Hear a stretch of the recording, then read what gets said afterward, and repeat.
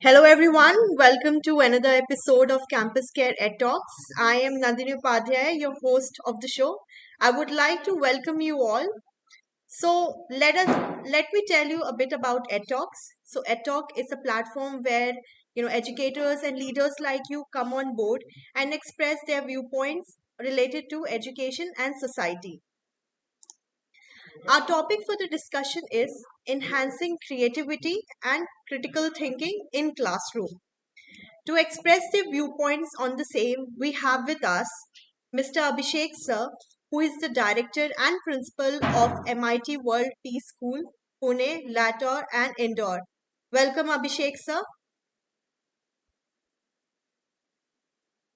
The next panelist is Mr. R.C. Joshi Sir, who is the principal of L.K. Singhania Education Center, Nagaur, Rajasthan. Welcome, Joshi Sir. Next is Miss Neelima Mahesh Charan Ma'am, who is the principal of St. Thomas School, Gandhidham. Welcome, Neelima Ma'am. Thank you. Thank you so much. We have Dr. Seema Negi Ma'am, who is the principal of Sanjeevani World School, Mumbai. Welcome, Seema Ma'am. Next, we have Miss Manisha Jori Ma'am, who is the principal of Sanskriti, the school, Ajmer, Rajasthan. Welcome, Manisha Ma'am. Thank you. A very warm welcome to all the educators. Thank you so much for taking out your precious time. And so, with this, let's start off with our session for today. So, my very first question is for Manisha ma'am. Manisha ma'am, what are the key strategies that educators can employ to foster creativity and critical thinking skills in students across different academic disciplines and age groups? Manisha ma'am, over to you. Okay. Thank you so much. And I think today we all are here to discuss the most important topic of our times, how to, though we have been talking about critical thinking and creative thinking skills, inculcating it in our students. But I think now is a time when, there's an urgency that we start implementing it in our education system. So I would just make it very simple for everybody. See, critical thinking and creativity, when we do our B.Ed to become educators, Bloom's taxonomy has been talking about it. The higher order thinking skills that we have all been talking about for past 10 years are nothing but critical and creative thinking skills. However, since we educators come from a system where higher order things were not taken too seriously and we were generally on the remembering and the understanding level, it became a little difficult for us to implement it. But now after COVID, we know that this is a challenge and we have to implement, we have to collaborate, we have to train our teachers so that our lesson plans achieve these learning objectives of critical thinking and creative thinking. Now, the simple thing is that when we take our lessons to this higher order thinking and we take it to creative thinking and critical thinking, first thing that we must realize is that open-ended questions, which may have it is a person's viewpoint. You are making the child question, inquire, rationalize. You're making the child collect data. You're making the child understand, the 5 W's and 1 H that I call, what, where, when, why, when, and how. I mean, there are 5 W's and 1 H. So if your questions have any of these, then you are, into that level of creative and critical thinking. Now, in each discipline, first thing is that, whenever you go for an interdisciplinary project or interdisciplinary form of learning, you are, making a child think critically. The second thing is art integrated learning, which CBHC has introduced, is another form where critical thinking is taken to the other creating. Now, critical thinking, for example, if it is maths lesson, I will start from the primary, the early years. So when you are teaching maths to earlier child and you want to teach them numbers, so what you can do is tell how many times the drums sound, create more activities related to it so that the child starts thinking, differently. Now, when you come to the level of middle school, that is when the maximum challenge in mathematics is faced. You have to, the teachers have to relate the concept to the real life situation. For example, area and perimeter can be taught, in a more real life situation where the child can be asked, that particular window with the window frame is costing so much. And, so just try to analyze how is the cost calculated and what would be the cost for a square, for a unit square of that glass or the frame. Now, when you take it a little further and you come to LCM and HCF, then you would be needed for a room. You're constructing a room and you need the child to understand how many CM, HCF to get the number of tiles. And when you come to senior levels, you can ask the child, can you do this question differently? Is there any other way that you can do this question? Can you visualize the question? So that is where you are, developing the critical thinking skills. Science, obviously, that is one discipline where it is easy to integrate critical thinking and creativity. For example, starting from water cycle, you can say, okay, water cycle, everybody knows, but what is the impact on water cycle because of the changing temperature? If a child is able to analyze that, then you have developed the critical thinking skills. Likewise, electricity bill and everything, we keep talking about it. We talk about renewable energy, non-renewable energy, right from grade 4th up. How many times has a teacher challenged a child to say, okay, can you now come up with an innovative idea to solve the energy crisis? Do you have any idea? The idea may be right or wrong, that's a different thing, but at least you make the child think. When it comes to languages, you can ask a child, whether the character in the story can be portrayed in a different manner. If the child was a story writer, how would the story be? So there are various activities that can be done across the disciplines to inculcate these skills. But the best part is that these skills can be inculcated. I mean, some people may have it inherently, but if we design our lessons properly, this can be inculcated in the students. So that is what I would like to say. Thank you so much, Manisha ma'am. I absolutely agree with you. We need to implement this in the lesson plans so that, to build the skills of the students. My next question is for Abhishek, sir. Sir, in what ways can project-based learning and collaborative activities be utilized to enhance students' creativity, problem-solving skills, and ability to think critically about complex issues? Over to Abhishek, sir. Oh, that question itself is a very overwhelming one. There are too many things into that one question, Nandini. So, my warm welcome and good evening, good afternoon to each and everyone present here. And Tab is doing some amazing job. And thank you, platform and the topic. Coming, there are several parts of your question here. Like once you spoke about project based and problem solving skills, and again we are talking about the complexities and creativity. So I'm taking these four aspects out from that question, right? So yes, I strongly believe that if you look at like maybe 1 century back, then we will see that we have entered into the industrial age, and from the industrial age for a very short time, like maybe 10 years, 15 years, we went into a space age. Then we entered into a information age, which at presently still we are in the information age. And I'm a strong believer that the future will be the age of creativity.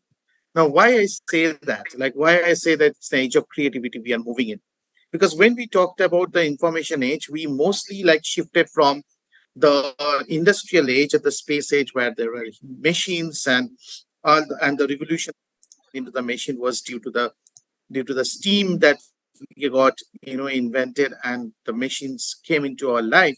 So on each and every stage that human civilization moved, there were always a protest or always some kind of unrest that we have seen objecting the whatever so-called or whatever progress that we had, right? Even when the machine came, we said that why we are doing it. Now we are actually, a lot of people will lose their job and everything.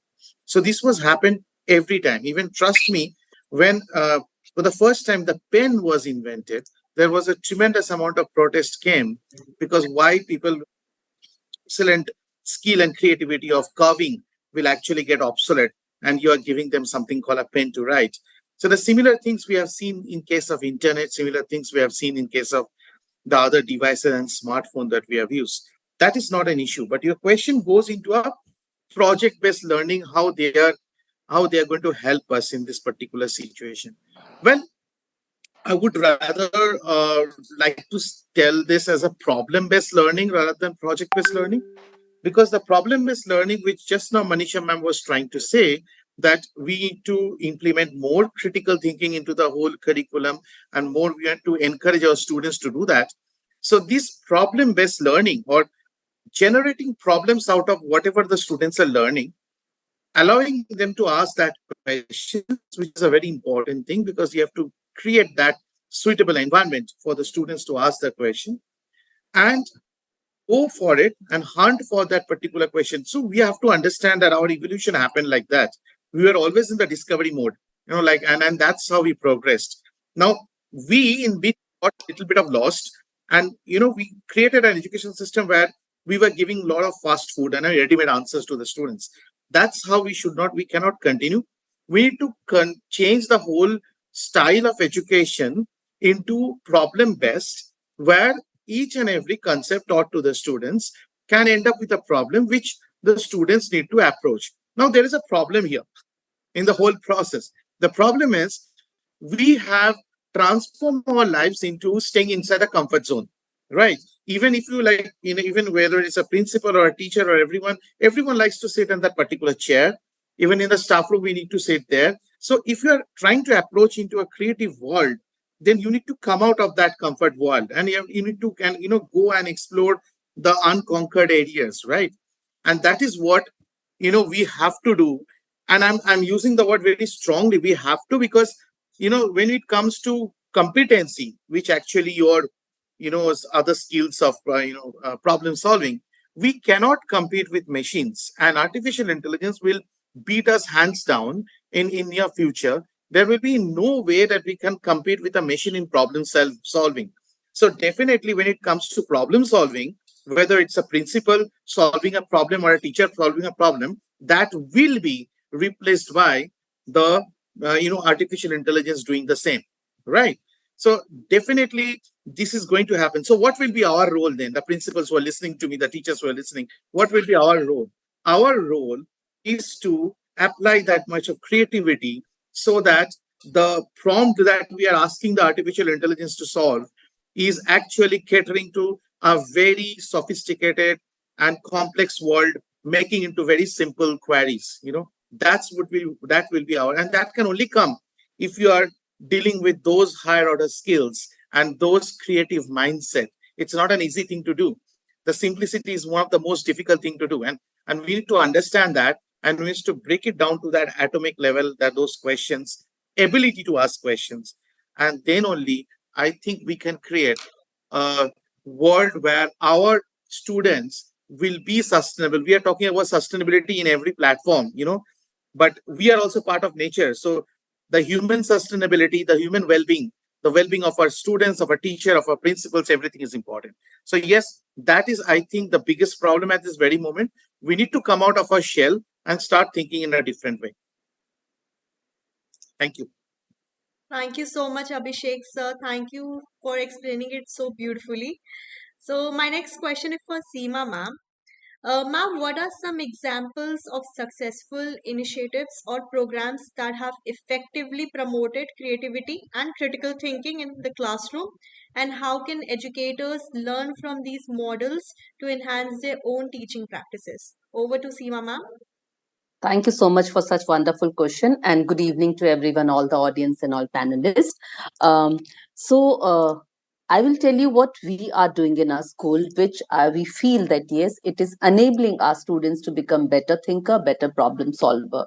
So the first thing is we are allowing them to think, because most of the time we as teachers, educators or principals, we come up with a set of answers, how Mr. Abhishek was telling, and we look forward for that.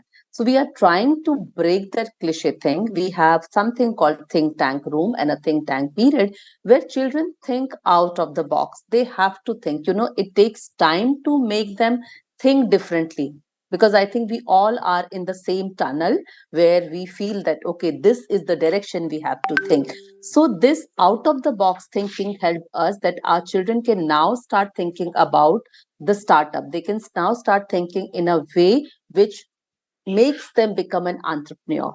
Okay, so these are the things. And second is, when we teach a chapter, we do not look for children to answer all the questions. Instead, we allow children to make their own questions. So after the chapter gets over, every child in the class makes two most difficult questions and submit it to teacher. And our worksheets are based on that. And you know the kind of pride the child takes that my question is there in this worksheet or in this question paper. Also, it helps them to reflect. Now, reflection, we have taken it to a higher order, wherein after writing an examination paper, there is a reflection corner. First of all, the child writes how he or she is feeling after writing that examination. There are different emoticons, and they have to circle whether they are happy, they are sad, they are confused, they are curious. And they also have to then mention which was their favorite question and did their favorite question came in the examination paper or not. Because most of the time we have seen children, they say, I have studied everything, but what I have studied has not come in the examination. So that is what children say. Now, what happens after that? There is quite reflection time. Everybody has to reflect that how they have done their paper. Now, for doing that paper, everything starts from the chapter when teacher started in the class. The first activity which was done, the first activity has the relation to what is happening in the question paper. So, my uh, point is, you know, we talk about project based learning, we talk about problem based learning, and we all are implementing it. But we are not giving the voice and choice to the children. So, where we are giving the voice and choice to the children, trust me, then open ended questions are encouraged. Then they are allowed to think differently. And Mr. Abhishek will agree with me because he is very pro when it comes to giving voice and choice to children. Because the more we provide them autonomy, trust me, this generation will learn in a better manner. Otherwise, we all have wonderful models. Bloom's taxonomy speaks about this. Manisha ma'am so rightly said. But learning from Bloom's taxonomy and taking it to class and making it happen practically, this is a long way. We all know about 21st century skill. We talk about 21st century skill. All our teachers know about it. But when it comes to implementation, have we provided them that kind of comfort or that kind of confidence do we have in them that, okay, when you go to your class, you have made a lesson plan, but if spontaneously something comes, take the liberty to teach that. So till the time we do not make our teachers thinkers, especially when they start thinking, they will start thinking creatively, they will look for solution to all the problems. So rather than having problems, if we can have situation and there are solutions. I'll give you a very small example of grade 2. Grade 2, we gave them a situation and we said, okay, now the half of the class is Siri and half of the class is Alexa. And Siri and Alexa, they know everything, right? This is a technological generation. And trust me, the kind of solution that came up, there's something we were all amazed by that. If we as a leader are ready to walk a different path, then I think we are preparing our teachers to take that. And when our teachers are ready for that, trust me, our children are much more knowledgeable than us when it comes to technology, when it comes to creative thinking, when it comes to, say, critical thinking also. They have much better answer. But are we ready to take that answers? Is the question that I really ask every time. And the more I am ready and willing to take the answers from my student, trust me, my thinking capability and capacity is increasing because I see the world from their eyes. And when I say I, it is entire team that is here in my school. So we are trying to give, in a very, very nutshell, I'll say, we are trying to give the power to think to our students. And the more they think, then we have to channelize their thinking towards the right direction. But for that, we have to allow them to think. We have to come out of English, Hindi, math, science.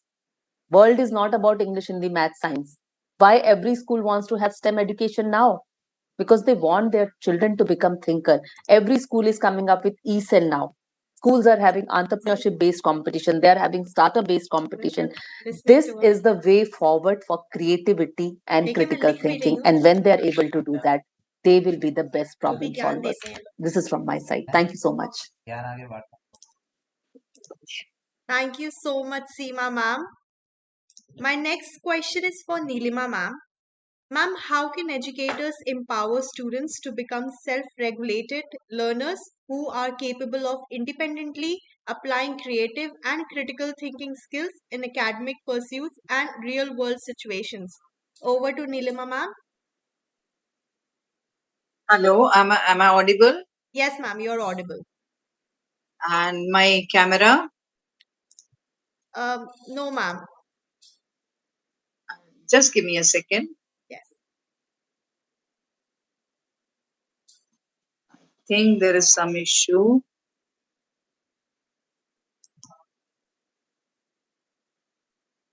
Will it do without camera? Yes, Or shall ma'am. I It's once okay. more? Go ahead. Is it okay? Fine. Hello, everyone. Myself, Neelima Mahesh Charan, Principal St. Thomas School, Gandhidham, Kutch, Gujarat. The topic that I chose to speak today is already given by her. First of all, my dear educators, empowering students to become self-regulated learners is a gradual step-by-step transfer of responsibility from the teacher to the student. Do you agree to this? Okay. Further putting it simply, self-regulated learning or independent learning is when pupils set goals themselves, monitor them, and evaluate their own academic development. This in turn increases their own motivation towards learning. Now, those who are teachers here, let's discuss the importance of self-regulated learning or independent learning. It's a known fact that students exploring for themselves is at the very core of learning, making discoveries from the task the teacher sets that they are genuinely interested in and find challenging. The feeling they gain from self direction is wonderfully rewarding for them, as well as proves to be an incredible life tool. I repeat, life tool.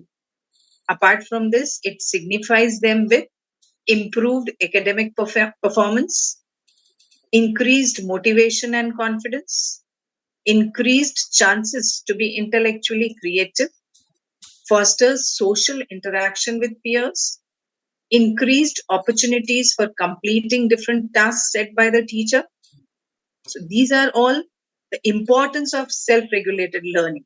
But चलिए एक छोटा सा example I would like to give my own tried and tested example in the school. We tried this with 10th graders. We do the revision with them like this. Each student, roll number wise, is given a subtopic and they explore and explain that topic in the way they are confident in. Maybe through a PPT, a drama, a scene, or an activity. The results seen were awesome. So all started enjoying their learning. So now this pattern of revision we are following with grade 8 and 9 too. The responsibility deke to dekho. We teachers have a wrong notion that we give knowledge to the students. But sorry to say, today's generation is more knowledgeable. We only have to guide them to use that knowledge in a proper way and at a proper time. Someone has rightly quoted, let's teach children how to think and not what to think. Now, I would like to quickly share some tips that educators can use to empower students to become self-regulated learners. First of all, provide students with opportunities, as just now ma'am said, Seema ma'am, opportunities to self-monitor, do themselves, test themselves. Second, make them try to understand their own individual learning style. Everybody has a different style, so let them understand what is their learning style, how they are able to. Next is provide written or oral feedback time to time. If they keep on doing and we don't give them a pat or a feedback, then it all goes in vain. Encourage collaboration. It means motivate them to learn from each other. Encourage them to set their own learning goals. This will make them feel empowered. Use questioning, HOTS, open-ended questions. Responses to these will promote their problem-solving skills. involve students in lesson planning. Just now, as ma'am already said, she said the lesson planning should be, while writing the daily lesson plan, discuss the topic you're going to do tomorrow and make them the part of it by telling them to explore that topic at home, so that they are much aware of and they are feeling that they are included in. Last but not the least tip, encourage your students to be reflective. That also just now ma'am said, means suggest them to maintain a learning diary, a small tip for educators or the teachers who are there. Learning diary which will enable them to keep a track of their learning and monitor their progress. I would like to conclude the last part of my topic, that how these self-regulated learners become independent in application of creative and critical thinking skills in real world situation. इसको भी मैं एक अपने school का एक example देके, in short I'll try to explain this. Every month we have a theme. September month we had a theme that was financial literacy. That was executed in this way, like first children were made, they were told to made money bags. They collected some money in that. Then they had that budget. The collection, whole class had that budget. According to that budget, they bought some things. They produced certain things. That means they made certain things out of that budget. Then they did the marketing, that is on status, on in their neighborhood, their parents, their friends. And then finally we had a sale of those things what they made in the school on the PTM day, and that was called as Nano Art Expo. And now the earned money each class will use for entertaining themselves on Children's Day celebration, that is tomorrow 25th. But keeping a part of that money as saving too. So this whole concept of financial literacy was enacted through children and teachers in the school. So in a nutshell, empowering students to be self-regulated learners not only has huge benefits for them, but it's also a proven high impact, low cost way to improve national progress too. Thank you so much. But I would not complete here. Just give me a minute to the teacher, the last ma'am, Seema ma'am just now said, we need to change the way of thinking. But what English maths, she said that I really ma'am agree with you. If this subject load syllabus is not there on teachers, they also will get time to think about in a different way. So in our school, I have given them at least that much liberty till 5th standard, because 6th standard onwards they have NCERT books. So till 5th standard, I've given them liberty. You can deduct the syllabus, the chapters, the story, not the grammar part or mathematics. The grammar and mathematics is to be done fully, but the stories can be deducted and can be done in a different way, maybe in the oral form, in the movie form, or whatever, in a different way, in a different, as you said, they get opportunity to think in a different way. So let's see, now we have started this year, let's see how it works. Thank you so much. Thank you so much, Neelama ma'am, for for sharing your tried and tested experience and activity done in the school. So my next question is for Joshi sir. Sir, what are the long-term benefits of prioritizing creativity and critical thinking in the classroom, and how these skills contribute to students' personal, academic, and professional growth throughout their lives? Over to Joshi sir. Am I audible? Yes, sir, you are. Namaskar. I'm R.C. Joshi, Principal L.K. Singhania Education Center in Rajasthan. If you look into the new education policy, it talks about skill and competence. And the root is of the skill and competence is we'll have to bring in our day-to-day teaching, whether it is inside the classroom or outside the classroom, creativity and critical thinking. And you ask me what will happen, what is the outcome if we bring this creativity and critical thinking within our system? What Seema ma'am said, that is going to create voice and choice. And I will say, moreover, what is not happening in our school, especially middle school and senior school, you'll find the dull classes. Nobody is ready to raise the hands. So this is going to help us in motivating our children to raise their hand and raise their voice. And how this shift is going to take place if we are going to bring this creativity and critical thinking in our day-to-day teaching. That is going to change, create a shift from dullness in the class to the curiosity. Because when we are going to create that environment of critical thinking, of creativity, we are going to make the children to make a shift from unknown to known. They are having a lot of curiosity. Then they will go of their own. And this is also going to help us. Today's children, they are carrying problems. And in the latter part of the life, they face problems. Solving itself is a big problem for them. But if we bring this creativity and critical thinking, that is going to help us in making our student smart enough in problem solving, which is very important in the present circumstances, even in their future also. The third thing which is going to take place, you see the dependence of the children. When they are middle school and senior school, too much dependence is there. They never go up their own. So this critical thinking and creativity is going to help them to motivate towards the decision making and find decision making. And the another very important thing, if you talk about their future plan, they are very confused because we are not giving them any opportunity to go up their own. But if we give them opportunity to go and make their own decision, to go up there, make solve the problem of their own, so they will have fine career plan also.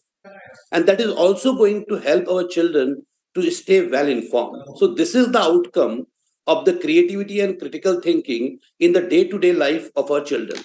Now, the second part of your question was, what is going to happen when they are going to their professional life and personal life, and how this critical thinking and creativity is going to help them? Once we move to our professional life or personal life, we are always engaged with the four words. First is why, second is what, third is where, and fourth is how. If you are talking about the professional life, why for this? What are the outcomes? Where it is possible?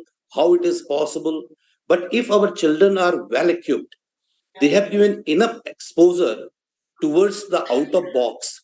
So, in the latter part of their life, when they are going towards the professional journey or personal journey, in that successfully they can deal with all these questions: why, what, where, and how. And if I conclude, I will say that this critical thinking and creativity is going to create a shift from today, what we are doing, engaging a student, tomorrow, empowering a student. And if we want to empower our student, we will have to create that change in our day-to-day classroom teaching and in assessment pattern also, which is nicely designed in the NEP 2020. Thank you. Thank you so much, Joshi sir. Uh, so this was the last question of the session. So thank you so much, educators, for imparting your knowledge and experience on the topic. It was indeed an insightful and informative session where we discussed some real life, experiences as well. So looking forward to many more sessions like these. On this note, I, Nandri Upadhyay, would like to sign off. Thank you, everyone, once again. Thank you, Thank you, Nandini. Nandini. Thank you, Thank you, entire. Nandini. Thank you, Thank you, Nandini. and Thank Thank you, you. each and every one of you. Thank you. we will surely support you. Thank you, ma'am.